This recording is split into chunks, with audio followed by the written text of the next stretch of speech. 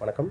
நான் சோதரர் தமிழரசன் பேசுகிறேன். இன்றைக்கி நம்ம இந்த வீடியோவில் எதை பற்றி பார்க்க போகிறோம்னா, கன்னி ராசி பார்க்க போகிறோம். கன்னி ராசினியர்களோட வாழ்க்கை எப்படி இருக்கும்? உங்களோட குணாதிசயம் எப்படி இருக்கும்? நீங்கள் என்ன நட்சத்திரத்தில் பிறந்திருப்பீங்க?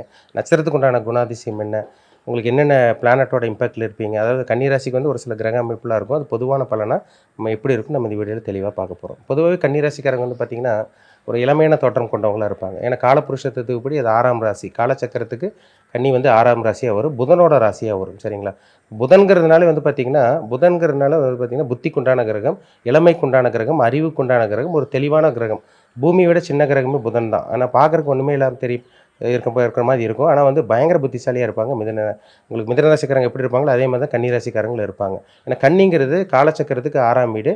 அது வந்து பார்த்திங்கன்னா உங்களுக்கு ஒரு கன்னி வந்து பார்த்திங்கன்னா பெண் ராசிங்க அது. சரிங்களா? அப்போ வந்து நல்ல ஒரு அண்டர்ஸ்டாண்டிங் இருக்கும் உங்களுக்கு. திருமண வாழ்க்கையில் கரெக்டாக மட்டும் பார்த்து பண்ணிட்டாங்கன்னா, அந்த திருமண வாழ்க்கை ஒரு நல்ல ஒரு அமைப்பு போகணும். இல்லைன்னா பாதகாதிபதியாக வரனால திருமண வாழ்க்கையில் வந்து பெரிய பிரச்சனையை கொண்டு போய் சிக்கலில் போய் மாட்ட வச்சிடும்.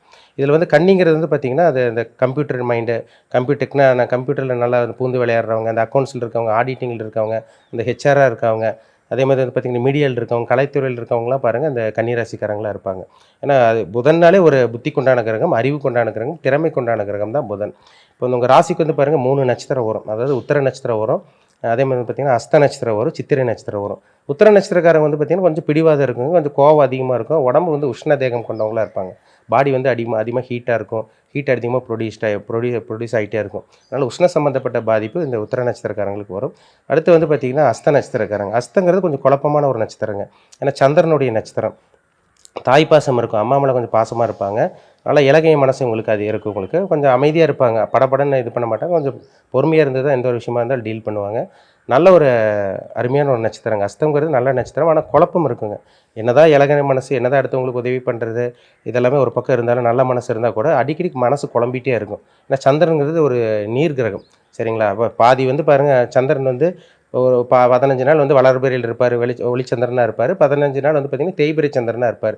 அப்போ அதே மாதிரி தான் முன்ன பின்ன உங்கள் மைண்டு மாறிட்டே இருக்கும். இந்த ஆசிலேஷன் மைண்டு கொடுக்கும். அந்த மூட் ஸ்விங்குன்னு சொல்கிறாங்க பார்த்தீங்களா, இது உங்களுக்கு வந்துகிட்டே இருக்கும் உங்களுக்கு. அதனால் ஹெல்த் பார்த்துக்கணும், தன்னோட மனசை வந்து கட்டுக்குள் வச்சுக்கணும். இறை வழிபாடு இதெல்லாம் பண்ணால் அவங்க ஓரளவுக்கு கொஞ்சம் கண்ட்ரோல் வச்சுக்கலாம். அடுத்து வந்து சித்திரை நட்சத்திரம். சித்திரைங்கிறது வந்து பார்த்திங்கன்னா செவ்வாயோடைய நட்சத்திரம். அது வந்து கொஞ்சம் துருதுருன்னு இருப்பாங்க, கொஞ்சம் படபடன்னு இருப்பாங்க, உடம்பு வந்து கட்டுமஸ்தான உடல் வச்சுருப்பாங்க, நல்ல ஒரு ஃபயரான ஃபோர்ஸானலாம் இருப்பாங்க. திடீர்னு கோவம் வருங்க. சித்திரை நட்சத்திரக்காரங்க கன்னிராசிக்கு பாருங்கள், டக்கு டக்கு டக்குன்னு கோவம் வரும். பயங்கர புத்திசாலியாக இருப்பாங்க. ஆனால் எப்போ கோவப்படுறாங்க, எப்போ கோவத்தை வெளிக்காட்டுறாங்கன்னு அவங்களுக்கே தெரியாது. அதெல்லாமே இந்த சித்திரை நட்சத்திரக்காரங்களுக்கு இருக்கும். ஸ்போர்ட்ஸில் இந்த விளையாட்டுத்துறையில் இந்த இந்த கிரிக்கெட்டு, ஃபுட்பால், வாலிபால்னு சொல்கிறாங்க பார்த்தீங்களா, அதில் வந்து ஆர்வம் இருக்கிறவங்க இந்த சித்திரை நட்சத்திரக்காரங்களாக இருப்பாங்க. சரிங்களா? அதேமாதிரி வந்து பார்த்திங்கன்னா இவங்களுக்கும் வந்து அதே மாதிரி தான். இந்த காவல்துறையில் இருக்கவங்க, இந்த வந்து பார்த்திங்கன்னா இந்த காவல்துறையில் இருக்கவங்க, இந்த யூனிஃபார்ம் சர்வீஸ் பண்ணிகிட்டு இருக்கவங்க, டாக்டர் இருக்கவங்களாம் பாருங்கள், அதில் சாதிக்கிறவங்களாம் இருப்பாங்க இந்த சித்திரை நட்சத்திரக்காரங்க. இது ஒரு நல்ல ஒரு நட்சத்திரம் தான். ஏன்னா கொஞ்சம் ஃபயர் மாதிரி இருப்பாங்க. அவசரப்பட்டு சில துடுக்குத்தனமாக சில அவசரப்பட்டு படபடனால பேசுகிறாங்க பார்த்தீங்களா, இது சித்திரை நட்சத்திரக்காரங்களாக தான் இருப்பாங்க. அவசரத்தன்மை உங்களுக்கு ரொம்ப அதிகமாக இருக்கும். ஸ்பீடாக எந்த ஒரு விஷயமா இருந்தாலும் உடனே முடிக்கணும், இப்போவே செஞ்சாகணும்னு நினைக்கிறவங்க தான் இந்த நட்சத்திரக்காரங்க. அது நம்ம மற்ற நட்சத்திர பலன் நம்ம இந்த மற்றெல்லாம் பார்த்துருவோம். இப்போ நம்ம மற்ற விஷயங்களை நம்ம பொதுவாக அது பார்ப்போம். இப்போ இந்த புதன் வந்து பார்த்திங்கன்னா ஆட்சி உச்சம் பெறக்கூடிய வீடு கன்னி.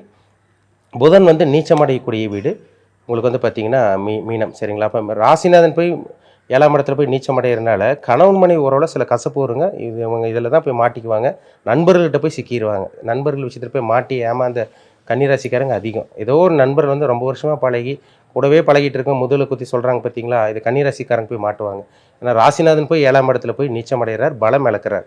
அப்போ திருமண விஷயத்தில் அவங்க கவனமாக இருக்கணும். கூட்டுத்தொழிலில் வந்து அவங்க ரொம்ப கேர்ஃபுல்லாக இருக்கணும். நண்பர்கள் சம்மந்தமான விஷயங்களில் ரொம்ப பார்த்து தான் அவங்க பழகணும். சரிங்களா? ராசிநாதன் ஆட்சி உச்சம் பெறுறாருங்க. இது ஒரு நல்ல ஒரு அமைப்பு தான். சரிங்களா? அப்போ அந்த இளமை தோற்றம் இவங்களுக்கு மாறாது. சொந்த காலில் நின்று முன்னேறவங்க இவங்க கன்னிராசிக்காரங்க. ஆனால் உடம்புல ஏதோ ஒரு ரோகம் இவங்களுக்கு ஏதோ ஒன்று இருந்துகிட்டே இருக்கும். இது ஸ்கின் ப்ராப்ளம், தோல் பிரச்சனை, அந்த எலும்பு பிரச்சனை, மூட்டு பிரச்சனை, கை கால் பிரச்சனை, இந்த அலர்ஜி சம்மந்தமான பிரச்சனைகள் வர்றதுக்கு வாய்ப்புகள் இவங்களுக்கு அதிகமாக இருக்குது. ஏன்னா காலச்சக்கரத்துக்கு இது 6ஆம் வீடாக வருது. அப்போது உடம்புல ஏதோ ஒரு நோய் தொந்தரவு இவங்களுக்கு, அதாவது நோய், கடன், பகை இவங்களுக்கு வராமல் இருக்கவே இருக்காதுங்க. ஏதோ ஒன்று உங்களுக்கு இந்த 3 இதில் ஏதோ ஒன்று கண்டிப்பாக மாட்டி சிக்குவாங்க. ஏன்னா 6ஆம் வீடுங்கிறனால காலச்சக்கரத்துக்கு அது 6ஆம் வீடாக வரனால கடனுக்காக அவங்க கருமாவே அதுதான். கடன் வாங்குறதுக்காகவே பிறந்திருப்பாங்க. நோய்பட்டு அவதிப்படுவாங்க. இல்லைன்னா பார்த்தீங்கன்னா எதிரி தொல்லை உங்களுக்கு மறைமுகமாக இருந்துகிட்டே இருக்கும் உங்களுக்கு. உங்களுக்கு அந்த இது கண்டிப்பாக வரும் உங்களுக்கு. உங்களுக்கு வந்து பாருங்கள் 4ஆம் அதிபதி குருவாக வர்றாரு. அவர் 7ஆம் அதிபதியாக வர்றாரு. சரிங்களா? அதாவது அம்மா எப்படியோ அதே மாரி தான் மனைவின்னு நினைப்பாங்க. அதே மாரி ஒரு ஆணா இருந்தாலும் சரி, பெண்ணா இருந்தாலும் சரி. தன்னோட அம்மா, தாய் எப்படி இருக்காங்களோ அதே மாரி தான் ஒய்ஃபும் இருக்கணும். அவங்களுக்கு என்ன இது பண்றாங்களோ அதே மாரி அவங்களுக்கும் அந்த இது பண்ணி குடுப்பாங்க. அது சரிசமமா இருப்பாங்க. அப்பேற்பட்ட ராசி கன்னி ராசிங்க. அம்மா எப்படி கவனிக்கிறாங்களோ அதே மாரி தான் மனைவியும் கவனிப்பாங்க. அந்த பாசம் இவங்ககிட்ட ரொம்பவே இருக்கும். அதிகமா இருக்கும். 5ஆம் அதிபதி செவ்வாய் சனி வந்து பார்த்தீங்கன்னா, உங்களுக்கு 6ஆம் அதிபதியா வரனால, குழந்தைகளுக்கு வந்து அடிக்கடி ஹெல்த் பிரச்சனைங்க. குழந்தைகளுக்கு அடிக்கடி ஹெல்த் பிரச்சனை, குழந்தைங்கள நெனச்சு அடிக்கடி வருத்தப்படுறது, குழந்தைங்கள நெனச்சு அடிக்கடி ஃபீல் பண்றது, குழந்தைகளோட ஆரோக்கியத்த நெனச்சு அடிக்கடி ஃபீல் பண்ற கன்னி ராசிக்காரங்க இருக்கவே முடியாது. கண்டிப்பா அந்த அமைப்பு அவங்களுக்கு இருந்துட்டே இருக்கும். அதனால குழந்தைகளோட ஆரோக்கிய விஷயத்தில இவங்க ரொம்ப ரொம்ப கவனமா இருக்கணும். ஏதோ ஒரு காலகட்டத்தில போய் லவ் பண்றேன்னு சொல்லி போய் பார்த்தீங்கன்னா, லவ்ல போய் லாக் ஆகி லவ் ஃபெயிலியர் வர மாதிரியெல்லாம் சிக்கிருவாங்க. அதனால காதல் பண்றவங்க, லவ் பண்றவங்கலாம் கவனமா இருக்கணும். சரிங்களா? ஏன்னா 5ஆம் அதிபதி அவரு தான், 6ஆம் அதிபதி அவர் தான். போய் லாக் ஆயிருவாங்க. 3ஆம் அதிபதி செவ்வாய் பாருங்க 8ஆம் அதிபதியா வர்றாரு. தம்பியோ, தங்கச்சியோ இப்ப பாருங்க கன்னி ராசிக்காரங்களுக்கு தம்பியோ இல்ல தங்கச்சியா இருந்தா, அவங்க மூலமாவே சில பிரச்சனை, அவங்க மூலமாவே சில அசிங்கம், அவமானப்படுறது, அவங்க மூலமாவே தலை குனிஞ்சு நிக்கிறது, இந்த மாரி விஷயங்கள்லாம் அந்த கன்னி ராசிக்காரங்களுக்கு வரும். சரிங்களா? அதனால சகோதர விஷயத்துல இளைய சகோதரன் அல்லது இளைய சகோதரி விஷயத்துல ரொம்ப கவனமா இருக்கணும். என் தம்பி எனக்கு சப்போர்ட் பண்ணலைங்க சார்.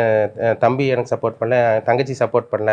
அவங்க சுயநலமா இருக்காங்க, அவங்க பாட்டுக்கு இருக்காங்க. எங்க வாழ்க்கை என்ன பண்றதுன்னே தெரியல. நாங்க தான் உதவி பண்றோம், அவங்க எங்களுக்கு எந்த உதவி பண்றேன்னு சொல்றவங்க கன்னி ராசிக்காரங்க இருப்பாங்க. ஏன்னா 3ஆம் அதிபதி செவ்வாய் 8ஆம் அதிபதியா வர்றார். அதாவது சகோதர விஷயத்துல, இளைய சகோதரன், சகோதரி விஷயத்துல கேர்ஃபுல்லா இருக்கணும், கவனமா இருக்கணும். சரிங்களா? 2ஆம் அதிபதி வந்து பார்த்தீங்கன்னா 9ஆம் அதிபதியா வர்றார். சரிங்களா? ஒரு சில பேருக்கு தந்தையோட உதவி கிடைச்சிரும்.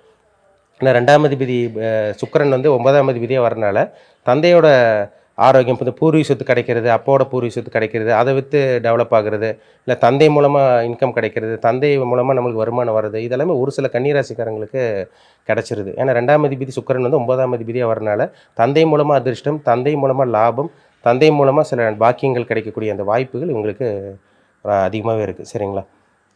இவங்களுக்கு என்ன பிரச்சனைன்னா, இவங்க வந்து பார்த்தீங்கன்னா, எல அவ ஒரு சில பேர்லாம் அளவுக்கு மீறி பழக மாட்டாங்க. இவங்க ஈஸியா ஒரு சில பேர்த்திட்ட பழகி, நல்லா பழகி அவங்க அவங்க இவங்கள வந்து பத்தி யூஸ் பண்ணிட்டு விட்டுருவாங்க. நம்பிக்கை துரோகம் நெறைய கன்னி ராசிக்காரங்க பார்ப்பாங்க. சரிங்களா? பகை ஏற்படுத்திக்குவாங்க. இந்த மாரி விஷயங்கள்லாம் ஆட்டோமேட்டிக்கா வந்துரும். அது குறிப்பிட்ட ராசியெல்லாம் இருக்குங்க. அந்த ராசி மட்டும் நீங்க நண்பர்கள் வச்சிருந்தாலும் சரி, இல்ல கல்யாணம் பண்ணியிருந்தாலும் சரி, உங்க வாழ்க்கையே நெகட்டிவா போயிருன்னே சொல்லிடலாம். இப்ப கன்னி ராசிக்காரங்களுக்கு பாருங்க, மேஷ ராசிக்காரங்கன்னா ஆகவே ஆகாது.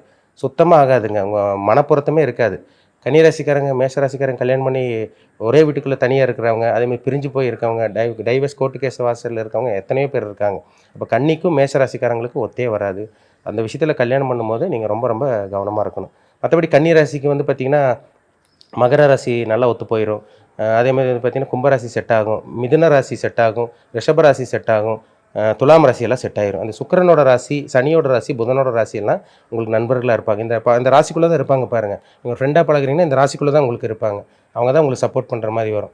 அதுவும் முக்கியமா சொல்லப்போனா, உங்களுக்கு கன்னி ராசிக்காரங்களுக்கு உங்களுக்கு இந்த விருச்சிக ராசிக்காரங்க உதவி செஞ்சுருவாங்க உங்களுக்கு. விருச்சிக ராசிக்காரங்க உங்களுக்கு சப்போர்ட் பண்றவங்களா இருப்பாங்க. ரிஷபராசிக்காரங்க உங்களுக்கு நல்லாவே சப்போர்ட் பண்ணிருவாங்க. ரிஷபராசிக்கு உங்களுக்கு நல்ல ஒரு அண்டர்ஸ்டாண்டிங் இருக்கும். அந்த மனப்பொருத்தம் நல்லா இருக்கும். அந்த உதவி செய்யக்கூடிய அந்த இது, அதேமாரி வந்து பார்த்தீங்கன்னா, அவங்க உங்களுக்கு சப்போர்ட் பண்றது, அந்த மியூச்சுவல் அண்டர்ஸ்டாண்டிங் எல்லாம் உங்களுக்கு இந்த ராசிக்காரங்களுக்கு அதிகமாவே இருக்கும். சரிங்களா? அதெல்லாம் இந்த ராசிக்காரங்க பார்த்துருங்க. அந்த கன்னி ராசி வந்து மேஷ ராசிக்காரங்கட்ட மட்டும் கொஞ்சம் கவனமா கேர்ஃபுல்லா இருங்க. சரிங்களா? கன்னி ராசினாலே நீங்க பெருமாள் வழிபாடுங்க. புதன்னா பெருமாள் வழிபாடு. அதேமாரி வந்து பார்த்தீங்கன்னா, உங்களுக்கு இது திருவெண்காடு அதாவது நவகிரக கோயில் இருக்குது பார்த்தீங்களா? கும்பகோணம் பக்கத்தில திருவெண்காடு இருக்குது பார்த்தீங்களா? அங்க நீங்க வருஷத்துக்கு ஒரு தடவ போயிட்டு வர்றது ஒரு நல்ல ஒரு அமைப்பா குடுக்கும். பெருமாள் வழிபாடு நீங்க பண்ணலாம். திருப்பதி போறது, வழிபாடு பண்றது இது எல்லாமே ஒரு நல்ல ஒரு பாசிட்டிவ் வைப்ரேஷன குடுக்கும். ஒரு சில பேர் கேட்குறீங்க, சிவன் வழிபாடு பண்ணலாமான்லாம் கேட்குறீங்க. அதில லிங்க வழிபாடுன்னு ஒண்ணு இருக்குதுங்க. சரிங்களா? அதாவது ஈசானிய லிங்கம்னு சொல்லி இருக்கு. ஈசானிய லிங்கம்னு சொல்லி ஒண்ணு இருக்கு. அந்த லிங்கம் வந்து குறிப்பிட்டு கன்னி ராசிக்காரங்களுக்கே இருக்கு. அதாவது கன்னிக்கும், மிதுன ராசிக்கும். அந்த புதனோட ராசியில பொறந்தவங்களுக்கு இந்த ஈசானிய லிங்கம் வந்து பார்த்தீங்கன்னா, உங்களுக்கு அந்த வைப்ரேஷன் நல்ல வைப்ரேஷன் உங்களுக்கு குடுக்கும். அது வந்து நம்ம சொல்லல. அது முன்னாடியே சித்தர்கள் அந்த காலங்காலமா அந்த சித்தர்கள் சொல்லப்பட்டது. ஏன்னா கன்னி ராசிக்காரர் கொஞ்சம் ஆன்மீகவாதியா இருப்பீங்க. கொஞ்சம் இறைபக்தி கொஞ்சம் அதிகமா இருக்கும். இது வந்து திருவண்ணாமலை கிரிவலம் போறவங்களுக்கு நல்லாவே தெரியும். 8 லிங்கம் ஒவ்வொரு லிங்கம் ஒவ்வொரு குறிப்பிட்ட டைம்ல வந்து ஒவ்வொரு குறிப்பிட்ட டிஸ்டன்ஸ்ல ஒவ்வொரு லிங்கம் இருக்கும். அது ஈசானிய லிங்கம் வந்து குறிப்பிட்டு சொல்லணும்னா கன்னி ராசிக்கு உண்டான அமைப்பு. சரிங்களா? கன்னி ராசிக்காரங்க அந்த ஈசானிய லிங்கம் வழிபட்டீங்கன்னா, நல்ல ஒரு வைப்ரேஷன், பாசிட்டிவ் வைப்ரேஷன், நல்ல ஒரு மன திருப்தி, மன ஆறுதல் கண்டிப்பா உங்களுக்கு கிடைச்சு, வாழ்க்கையில ஒரு நிம்மதியான ஒரு வாழ்க்கைய வாழப்போ வா வா நிம்மதியான ஒரு வாழ்க்கைய வாழ்வீங்கிறதுல மாற்றமே கிடையாது. சரிங்களா? அதனால இந்த தெய்வ வழிபாடெல்லாம் பண்ணிக்கங்க. ஈசானிய லிங்கம் வந்து உங்களுக்கு ஒரு நல்ல ஒரு பாசிட்டிவ் வைப்ரேஷன் கண்டிப்பா குடுக்கும். பெருமாள் வழிபாடு உங்களுக்கு ஒரு சிறப்பான ஒரு அமைப்பு குடுத்துரும் உங்களுக்கு. இத ரெகுலரா ஃபாலோ பண்ணிக்கோங்க. கன்னிராசிக்காரங்க ஹெல்த்தில் எப்போயுமே கவனமாக இருக்கணும். கடன் விஷயத்தில் கொடுக்கல் வாங்கல் விஷயத்தில் கவனமாக இருக்கணும். அதேமாதிரி வந்து பார்த்திங்கன்னா பகை ஏற்படுத்திக்காமல் பார்த்துக்குங்க. ஏன்னா கூடவே இருப்பான், கடைசியில் முதுகில் குத்துற மாதிரி போகும். நண்பர்கள் விஷயத்தில் கவனமாக இருக்கணும், கேர்ஃபுல்லாக இருக்கணும். மீண்டும் அடுத்த பதிவில் சந்திக்கும் வரை உங்களிடமிருந்து விடைபெறுவது உங்கள் சகோதரர் தமிழரசன். நன்றி.